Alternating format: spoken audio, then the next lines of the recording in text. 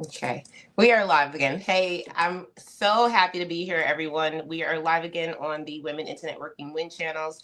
We're talking to Miss Sophia Gethers about being the voice behind the movement of what we're doing at the conference next year, Women Empowering Generations. I don't know if you got your tickets yet, but I'm looking at this back end and I'm like, listen, people are understanding the power of bringing all generations into one room. Okay, and I was just sharing with Sophia some of the things that I was struggling with it. I think it has a lot to do with the fact that, I bond with my family. I talk to the generations. We literally sit at a kitchen table, guys, and it's like 5 generations at a kitchen table. That's crazy. But we learn from each other. We grow from each other. So we're going to learn from Miss Sophia here. And I want her to introduce herself first. And then we're going to talk about her as a speaker at the conference. And I want to break down a couple of things that I feel like we need to talk about today. Go ahead, Sophia. You have the mic. Absolutely. Well, thank you again, Allegra, for inviting me on the platform again. I appreciate you and I admire you very much for the things that you do. So, like you say, I am Sophia Gethers. I am the owner and founder of 2 businesses, Freedom Zone Life Coaching and Counseling. And I have a nonprofit organization called Petals Women's Empowerment, which is an acronym: Pray, Encourage, Teach, Affirm, and Loving Sisters. And we help women overcome mental wellness, financial literacy. We bring in on a component to engage men and women together to have healthy conversations about relationships and what it means to show up as individuals. And all things mental wellness that help us stay stuck in life. We teach you how to overcome them. So that is what we do. Yes. I love that so much. And we know everything starts with the mind. So we love the fact that we get to impact that through women. And I remember being a part of one of your workshops. Thank you so much for allowing me to help you. Just be there for women entrepreneurs because you have moms, you have a lot of things that are happening in the world. So thank you for spearheading a lot of that for us. Now let's talk about the conference because we know that we're gearing up for the conference, y'all. We're excited. Every time I have to speak about it now, it has built and evolved into something just like it's like watching your kid grow up. I guess I don't have any kids, but I'm just assuming. Okay, so I want to hear what has evolved for you since you became a speaker for the conference. Ooh, that is a loaded question. Well, let's just say from a speaker standpoint. From a speaker standpoint, a lot has happened, a lot of opportunities. I've been nominated for Miss Corporate America. I have been able to talk with one of the local judges to bring Petals into the court system. I have also been offered to go to Rome, Italy to speak at a conference. A lot. That's why I say it's a loaded question. I've also been invited as one of the chairpersons to sit on the board for mental health for Fayette County. So there has been a lot going on since we talked maybe 3 weeks ago. Yeah, a lot has happened. I had another huge donor to donate to my nonprofit organization. So when I tell you God is showing up and showing out, yeah, that is when we do what we need to do and doing it while scared, endless opportunities happen and it finds you. You don't have to go looking for it. Yeah. That's a lot. That's pretty powerful. So you've gotten so many opportunities as a speaker, and I know that there's so many other areas of expertise that you have, but being on a stage and being able to impact so many lives, right? We know how powerful that is.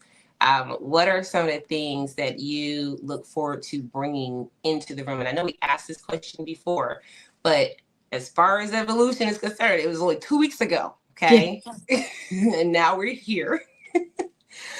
So let's revisit that feel and that movement at the conference, so people know when they walk in the room, what they're going to feel when they're around you. They really don't want to miss the conference. Whether I'm speaking or someone else is speaking, there will be a lot of information that everyone will walk away feeling inspired. But particularly for the things that I talk about is how do we strengthen our mental health? And it's cliche, it's a stigma when we say talk about anything mental health. I like to give it a softer approach that everyone struggles or have challenges with their mental capacity.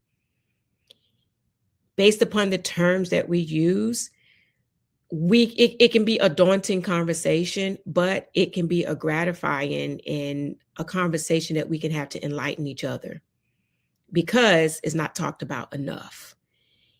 And mental health has such a bad name that a lot of people are afraid to say, hey, if we have something wrong with, our hearts, or we feel like we're about to pass out, we go to the hospital.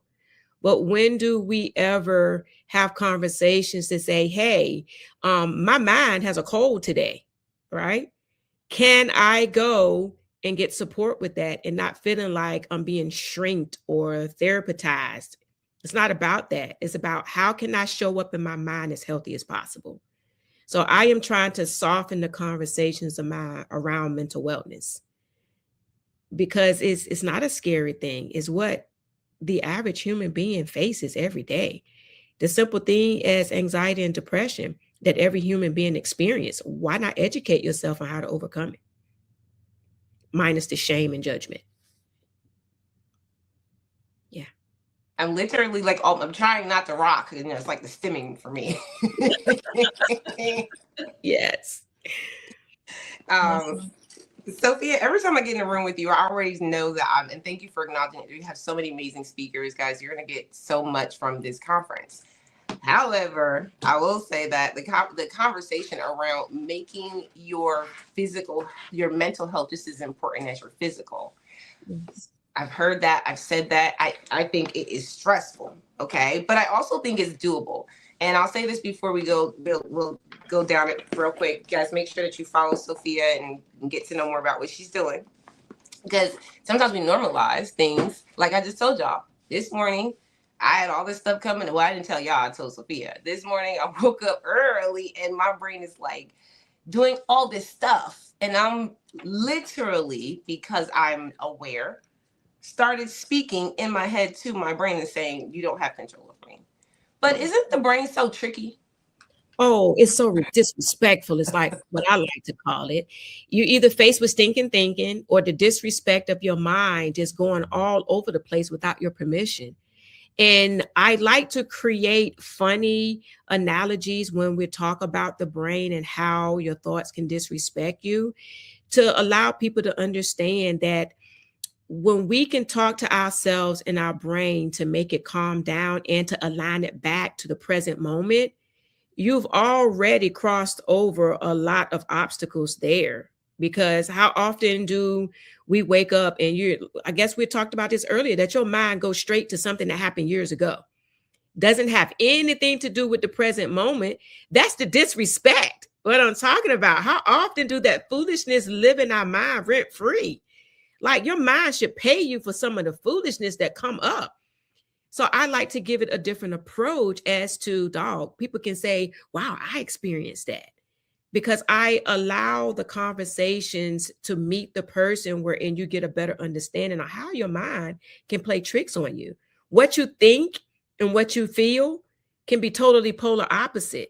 How can you align them together and put a name with what you're feeling and actually ask yourself, do I have evidence of what I'm thinking? Most of the time we don't, because our minds play tricks on us and it creates scenarios that's very false. So treating the mind a lot lighter than what we do and creating a space to give ourselves permission to say, hey, I want to think this way. And instead of our minds controlling us, I teach people how to make you control your mind. And it's totally two different things. Whew, y'all, listen. It's like you have to have surgery on your own mind. Yes. Thank you for breaking that down. And this is from someone who works in a field where people are constantly working through, right, mental health struggles. When you guys come to the conference, I see some of our speakers are here. Hey, Nisa, thank you for being in the building. Please make sure you drop a hi. Let us know you're here. And also connect with Sophia, because as we're leading to the conference, she got so many speaking engagements. Y'all, I need to go check my books. Like, make sure I check my emails. That's some good stuff. But that just shows when you show up for opportunities show up for you. Absolutely. And also just the fact that everything starts with that mind. So if we're not even aware of it, and I love how you brought that up, it's like you got to first be aware that it's happening, Mhm. you know? And then once you do that, you can do something about it. So Sophia is a resource for that. Make sure you connect with her. Also, I would love to tone it down a little bit because I want Sophia to kind of just like chime in on some of the health matters because we're holiday season. And this is why I wanted to segue into this, Sophia, from earlier. It popped in my head like, oh my God, we need help. Like we really do need to know that it's okay. It's okay, that we're going through a lot. I mean, sometimes we don't even count the cost of what we go through. Mhm. So, is there anything that comes up for you that you would like to say, as something that you see a lot in today's, time at holiday time, and what we can do to kind of regulate that, whether it's emotional, physical, mental. But I'm leaning more on the mental side. Is there anything that's coming up right now that you see a lot, and just your advice for that? Yes. So with the mental, it comes with a level of physical also because you can get mentally fatigued and it can be similar as physical fatigue. But when you have a combination of both, now we're talking about anxiety and depression. And there's levels of depression and it should be levels of anxiety. But once an anxiety attack hits you, you are maybe in fight, flight, freeze, or fawn mode. So, what is your response? Can you identify the difference between anxiety, depression, and pure laziness or procrastination? Because there are differences too. Sometimes we blame procrastination on depression or anxiety is when our minds or our body is trying to tell us to do better and we talk ourselves out of it. We create a space of anxiety. And then when we talk ourselves out of taking that next level and it doesn't happen the way we want, we get frustrated with life. So it's like a catch 22. What do you want? And a lot of mental health disparities that we go through, a lot of them can be prevented based upon if you're willing to educate yourself. Just as we educate ourselves in school from grade school to from elementary to middle and high, we have to look at our mental health in the same way. How much are you willing to educate yourself on how to overcome appropriate coping mechanisms? Because it's easy to go to grab a bottle or smoke. Those are levels of coping, but they're not healthy coping because it only masks the issue for a certain period of time. And then if you're using that to cope consistently, now you have a level of addiction. So would you rather have a healthy coping mechanism that you can use with a snap of a finger, or would you choose to use something that shortens your lifespan and it deteriorates the way you think? So most times when we go through disparities, the simple thing is noticing your heart rate. Simple thing is noticing if your hands get clammy. And sometimes people, like stemming your rock, trying to figure out what is going on. If we learn to listen to our bodies, it will tell you what it's going through, but you can't always respond to what your body is feeling because your mind will tell you, oh, I'm going crazy. No, you're not going crazy. For one, you might be mentally stressed. You could be emotionally stressed. You could be financially stressed. You can be socially stressed. And then you can be malnourished, which is a level of stress. So when you have a lot of combinations of these things, sometimes you would have to take some type of medication to bring you back to an alignment. But how often do we starve ourselves from lack of nutrients that also have a lasting effect on how your brain thinks? So a lot of things are in combination. So if you're eating chips and Doritos and drinking soda 24/7, more than likely you're not going to show up in your best mental health space. So a lot of these things work together conjointly is because we don't take care of ourselves. So the most thing that I see is people are experiencing a high level of anxiety because we are uneducated on the symptoms. We are uneducated on this space wherein anxiety and depression doesn't have a color, it doesn't have a gender, it doesn't have a name or an age. It's so disrespectful that it will attack anybody at any given moment. So it doesn't matter who you are, what you are. So if we are compounding on past traumas, if we are compounding on sour relationships and your own personal issues, sometimes we got to take a step back and say, okay, what am I contributing that's exacerbating my anxiety? What am I going through? Because certain generations or a certain class of people rake too much under the rug. It's okay to expose things. It is okay to say, I am not okay. It is okay to say, I need support. But when you're seeking that support and coming out of that denial phase, connect with someone that will meet you where you are. That's non-judgmental, that will help you cross over that threshold and basically guide you, hold you accountable in the most loving way. Because you can't trust everybody in your space to make you feel worse than what you already feel. So just like you just won't put on anything when you wake up to go out to work, you just don't put on any type of mentality. It's about showing up as your best self, but giving yourself permission to take that phase without embarrassment. There's no need to be embarrassed if we struggle with anxiety or depression because it's a real thing. You didn't ask for it. So why accept something that you didn't ask for? And actually, human beings can actually give you mental health issues based upon how much you accept from people. And a lot of times we don't realize that.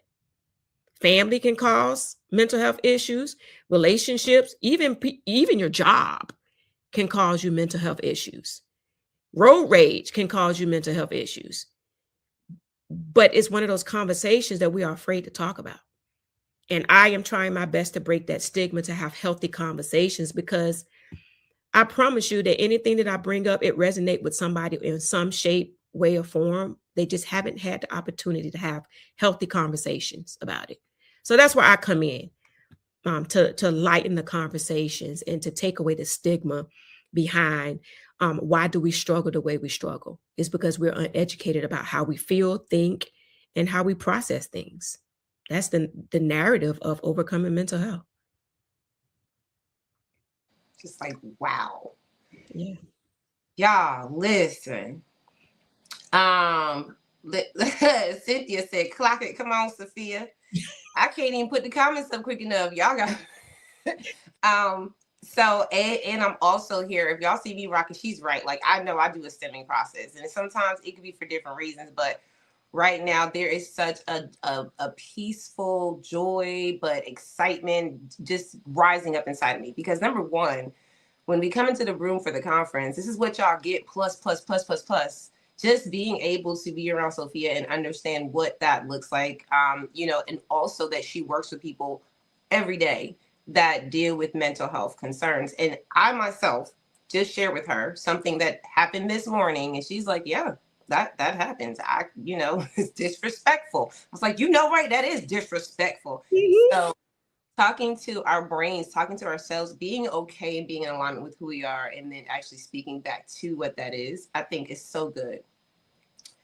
Y'all, we do have to tune this down because I hear y'all in the comments. I hear y'all shouting in the comments. Nice to say exclamation, exclamation, exclamation, facts. Yeah. All right, we do have to go. I appreciate everything you said. I just wanted to make sure I paid attention to some of our viewers. Ricole is another speaker. Thank you for coming. She said, yes, the Win community is a space for me. Cynthia Ellis said, that's so true. She just had a friend tell me we're diffusing in 2026 and no longer feeding the tension. I hope I got that right. Go down there a little bit. And I love that because this space, it is the Win communities for me too, because in these safe spaces we get to have the conversations. Because one thing you said popped up, and it's the last thing I'll say before you give us our words to take away. My 92-year-old grandmother was part of solid generation. Okay, I told Sophia there's 5 generations sometimes that sits at our breakfast table, right? I'm with my nana, my mom, and my niece and my sister comes in there. We're literally, right, maybe 3 days out of the week get to do that. That's a blessing. Yes.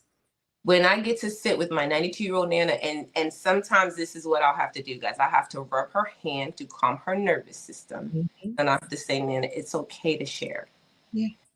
Because in their generation, it was not okay. Mm. Think about the mental, confusion. So go ahead, Sophia, anything you would like to leave us with, because I definitely got blessed today. But I'll take what you said and really, you utilize what you're teaching us now, leading all the way up to the conference, and hopefully we get some more there. And also for you guys that haven't gotten your tickets, you can see clearly we're going to be healing a lot in that room. Any final takeaways and what you want to leave us with? Absolutely. So the final takeaway would be don't leave 2025 and go into 2026 with the same patterns and on that same hamster wheel, right? Leave the past in the past, create a space to experience a new future. And it is okay to say, I do not want to approach my new season with baggage. So in order to do that, connect with people that who can help you overcome, but in a non-judgmental capacity, because you can't heal in the space that broke you. So if you find a space where someone can help you, or even myself can help you transition, it's okay. But you have to want it. You can't just say it, but you have to want the change. You have to have enough motivation within yourself to say, I'm sick and tired of being sick and tired. So show up today like you want to enter into 2026. I mean, what, we have less than 48 hours, well, what, 2 days less? I don't even know what the day is, right? We'll have less than 2 days. So it's all about a mindset reset shift. If you no longer want to move into 2020, and here's the significance of 2026. Most people don't realize that 26 is the level of restoration. It's a level of renewal. So if we look at the timing of what the year is, and actually 2027 is the year of completion. So 2025 is a reckoning, helping you to overcome. And I'm sure a lot of people have went through a lot of hell and high waters in 2025. This was the year of grooming, separating the weak from the strong. So in 2026, all that you went through in 2025, you should not want to take it into 2026. 2026 is shaping, molding, refining. So now you have 12 months to take it to another level. So by 2027, you'll receive everything back where you thought was stolen from you. So how are you going to show up? How are you going to show up in 2026? Some of those friends that you used to hang around, they can't take it with you to the next level. It's okay to let them go. Certain family members, you can't have healthy conversations with them because broke people want to be around broke people. If you want to be somewhere on the next level, sometimes you got to cut the root where it is, start out fresh. It's lonely at the top, but I promise you, can't nobody bring you down when you're at the top. So that's all I wanted to leave with you. If you want to show up as your best self, you got to show up and do it even while scared. And I promise you, you will see a tremendous change if you just show up as you desire to be. Affirm yourself. Allow yourself not to stay in stinking thinking because your brain is very disrespectful to you. So you control your brain and your brain should not control you. And I can teach you how. So that's all I have.